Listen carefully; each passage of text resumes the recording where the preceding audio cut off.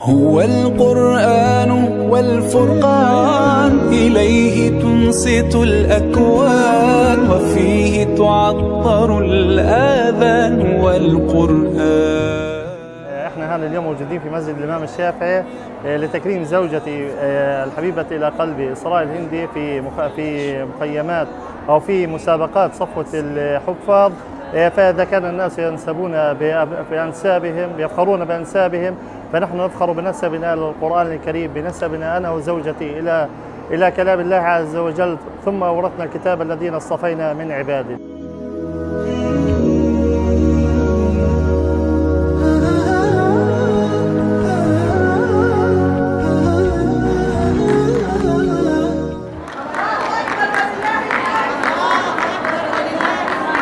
والنفس كم حنت إليه، يعلو ولا يعلى عليه. هيا نور. شاركت اليوم في مخيم صفوة الحفاظ. كان يوم الحمد لله يعني تم الحمد لله بفضل الله، وكان في نهايته مفاجأة حلوة من زوجي. بشكر زوجي على المفاجأة الحلوة، عن جد كانت مفاجأة يعني.